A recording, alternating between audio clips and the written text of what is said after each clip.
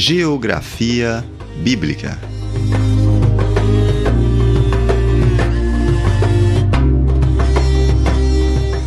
Aula 12.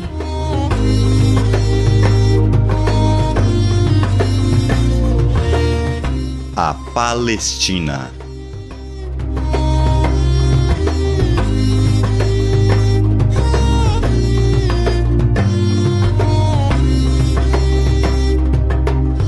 Os aspectos físicos da Palestina.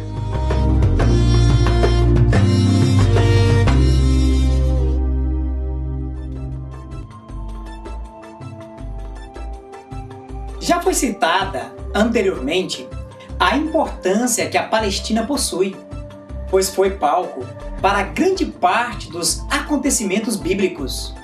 Assim, devemos ministrar uma atenção especial a essa região e seus aspectos gerais, o que certamente nos dará melhor compreensão das narrativas bíblicas. O território da Palestina é formado por uma faixa de terra de aproximadamente 27.000 km². Essa região vai se estreitando em direção ao norte. Há uma extensa planície na Palestina, banhada pelo mar Mediterrâneo, a ocidente.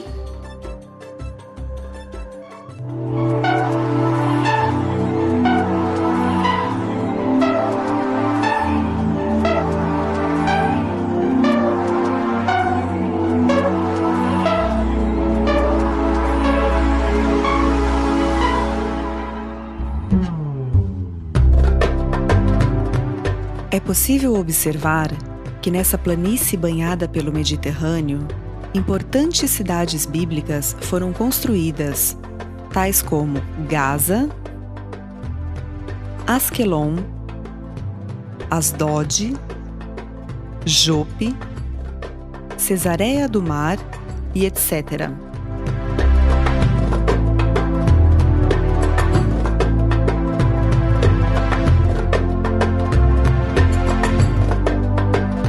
De forma geral, poderíamos descrever a Palestina como sendo predominantemente seca, pois nessa região, as poucas vertentes de água doce são de pouco volume, sendo que o Jordão é o rio com maior expressão em toda essa região.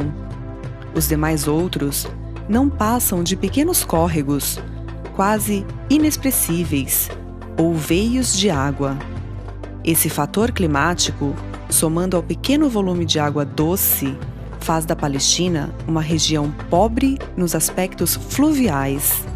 Nota-se, na parte de montanhas, que as temperaturas modificam-se em determinadas épocas e chuvas abundantes acontecem nessa região, e até neve nos picos mais altos das montanhas. A estação do inverno deixa a região úmida devido às inúmeras chuvas, iniciando-se em novembro, estendendo-se até o mês de abril. O sol é intenso de maio a outubro.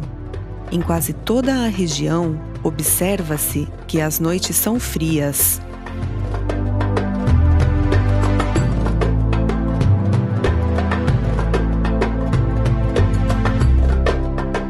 A planície costeira da Palestina.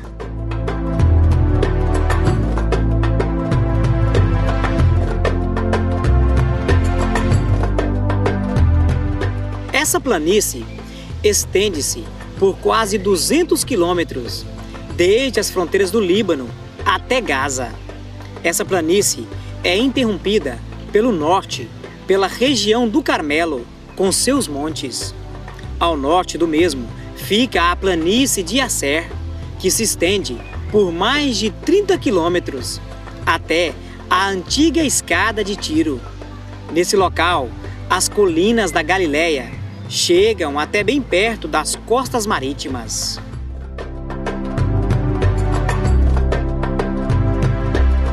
A região montanhosa central.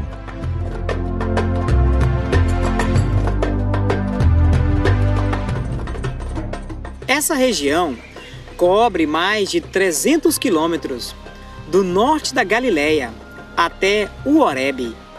Muitas formações montanhosas juntam-se para formar uma cadeia de baixas montanhas. A região montanhosa eleva-se a um pouco mais de 900 metros de altitude, em seu ponto mais elevado. Em Hebrom, partindo a oeste, temos o declive das colinas na direção do Mediterrâneo. A leste, a descida na direção do Vale do Jordão. Atividades agrícolas na Palestina.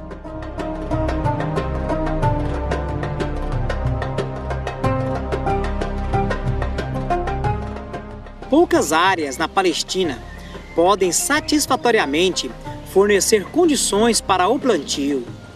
Os terrenos naturalmente agricultáveis encontram-se mais ao norte, como o Vale do Jordão e terras baixas ao longo da costa.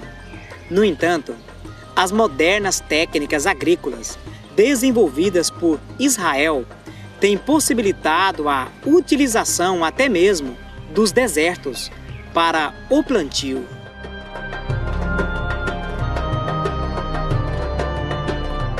O plantio da cevada era largamente utilizado na Palestina, pois exigia pouca chuva e tanto servia de alimento para os animais quanto para as pessoas. A cevada fornecia uma espécie de farinha alimentícia muito utilizada na região. Na região do Carmelo, era comum o cultivo de videiras, enquanto aqui na Galileia, os habitantes preferiam o cultivo da oliveira. Já ao sul, era comum as atividades relacionadas à criação de ovelhas, embora havia também algumas faixas de terra agricultáveis, como em Hebrom, por exemplo.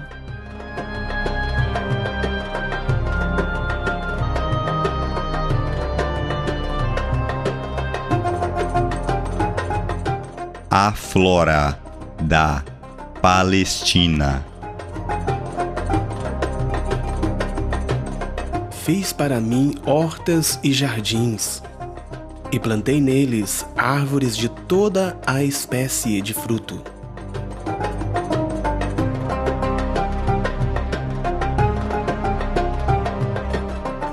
Não podemos ter como base de flora palestínica todas as plantas que hoje se encontram nessa região, pois grande parte é oriunda de outras nações e, através de técnicas modernas, puderam se adaptar à Palestina. A despeito disso, a região ainda conserva parte da sua flora nativa.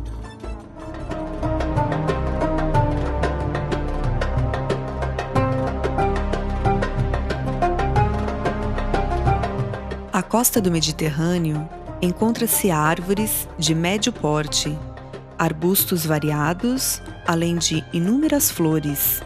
Observa-se nessa região algumas amendoeiras, oliveiras, figueiras e videiras. No Vale do Jordão, temos variadas espécies de árvores, palmeiras, figos silvestres, álamo e oliveiras. É possível notar também alguns carvalhos, porém em pequena quantidade.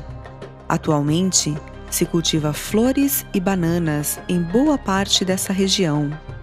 A região sul da Palestina, a flora é escassa e formada sobretudo por arbustos espinhosos e vegetações rasteiras, em algumas partes. No sul, as poucas árvores que se observam foram, em sua maioria, enxertadas à região e não de origem nativa.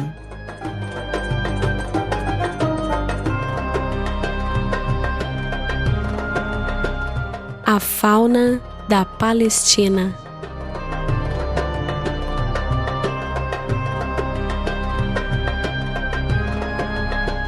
O justo tem consideração pela vida dos seus animais mas as afeições dos ímpios são cruéis.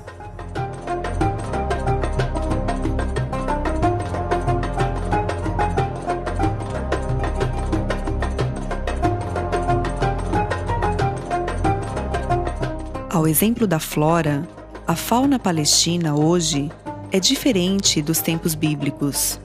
Assim como as plantas, variadas espécies animais foram trazidas para a região, enquanto espécies nativas desapareceram. Nos tempos bíblicos, era comum encontrar espécies animais de médio porte na Palestina, tais como leopardo, urso sírio, gato selvagem, hiena listrada, chacais, raposas e etc. No Vale do Jordão, ainda é possível encontrar algumas dessas espécies vivendo de forma selvagem. Os pequenos animais e aves que se encontram na Palestina são roedores diversos, lagarto, corvo, perdiz, cobras, morcego, coruja, codorna, camaleão, pomba, avestruz e outros. Já foi catalogada mais de 100 espécies de aves que habitam ou passam pela Palestina. A Palestina.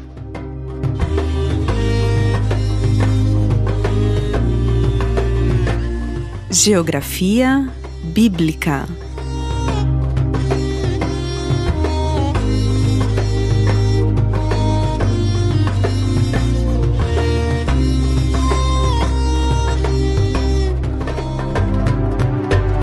Os aspectos físicos da Palestina.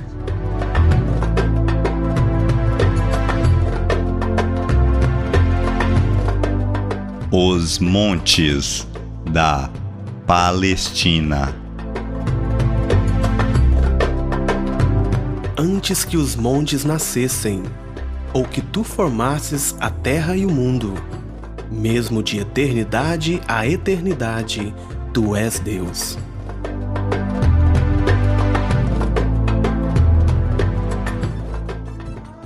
Na região palestínica se encontra vários montes que os escritos sagrados descrevem. A maioria desses montes é de elevação média para baixa, porém tais saliências possuem grande importância na história, costumes e crenças dos habitantes da Palestina.